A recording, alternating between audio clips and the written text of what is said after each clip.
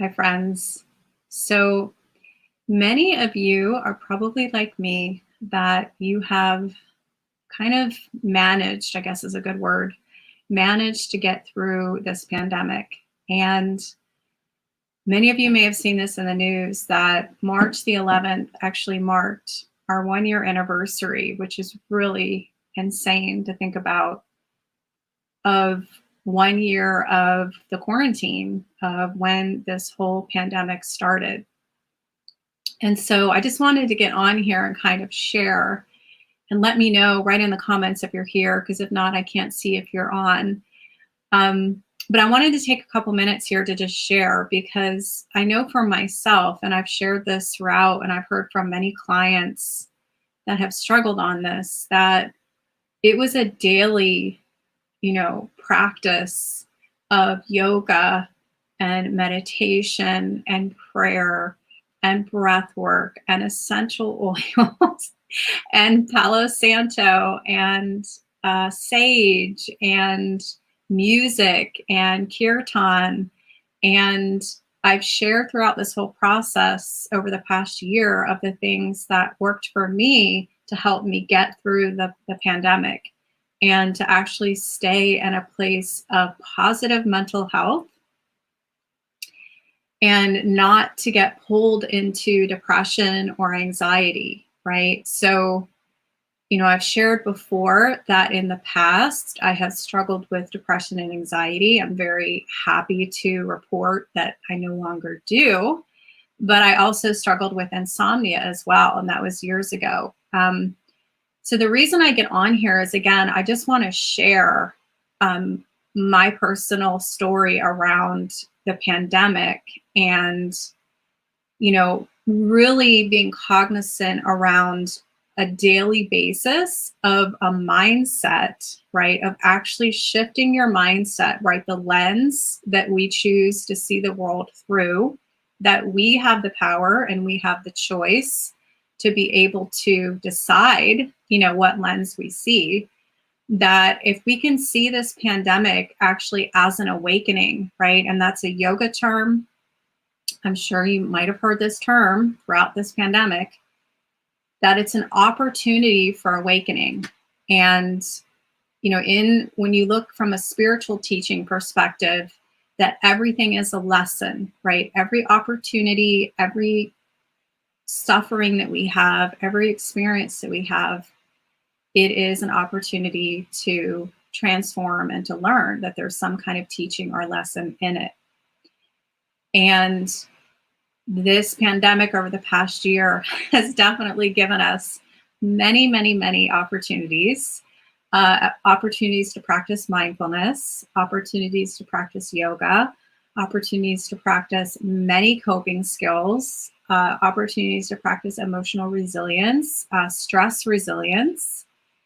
And I just wanted to share, again, for me, on a daily basis, sometimes on an hourly basis, or minute by minute, or even breath by breath basis, it was a challenge to stay in that mental positive state.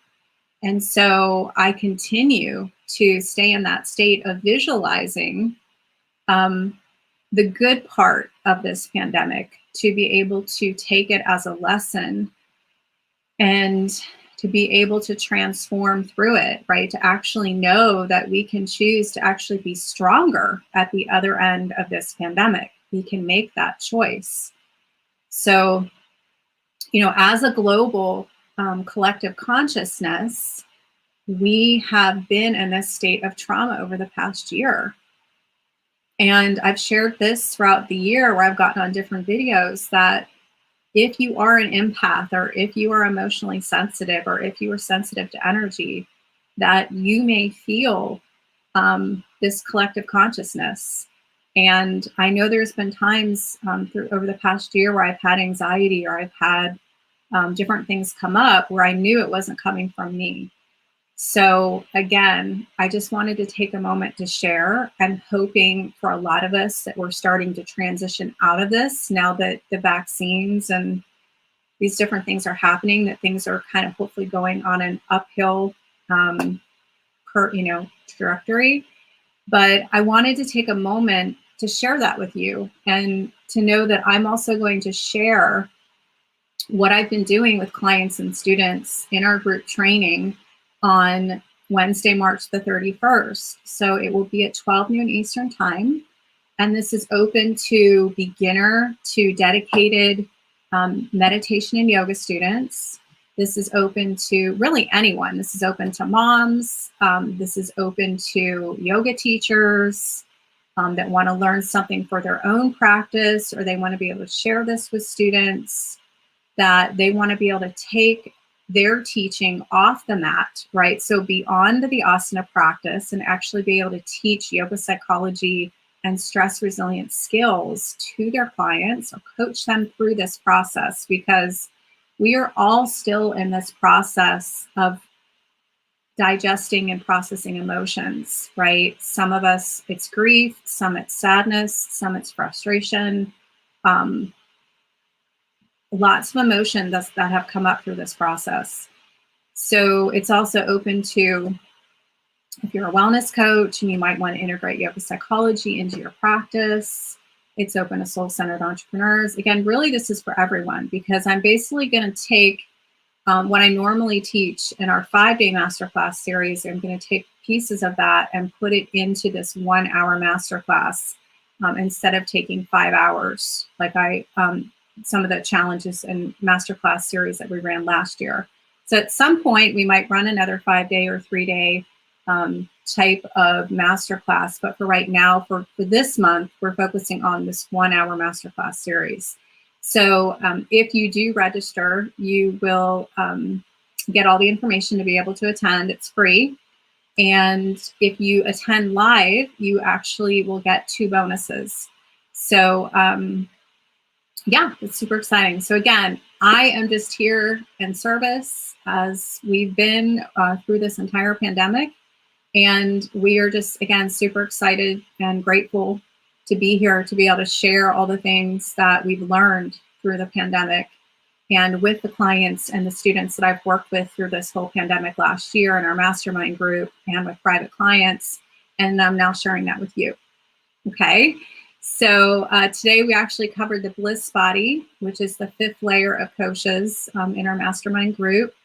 And I'm going to start to come on here more often and do more videos to keep in touch with you all. For a while there, I was coming on here about once a week. So anyway, I am sending you love, light, and blessings. I am sending this through the screen here in Cary, North Carolina. It is cold and rainy out today. April showers bring May flowers. So again, I just wanted to be here to share my own personal story. And I would love to hear more about your personal story and what your experience has been through this pandemic, and some of the skills and the practices that you've used to get through this pandemic. What are some of the healthy coping skills that we used, what we like to call long-term coping skills? Okay, so there's short-term coping skills and there's long-term coping skills, and that's what you want to focus on. And long-term coping skill example would be yoga, exercise, meditation, prayer, healthy eating, stress resilient skills. Those are some examples of long-term coping skills. Okay, so I'm going to get off here. And I'm sending, again, you love, light, and blessings. And I can't wait to continue to connect with you and continue to share what I can that will help you as we continue to go through this process of the pandemic. So again, sending you love, light, and blessings. Namaste.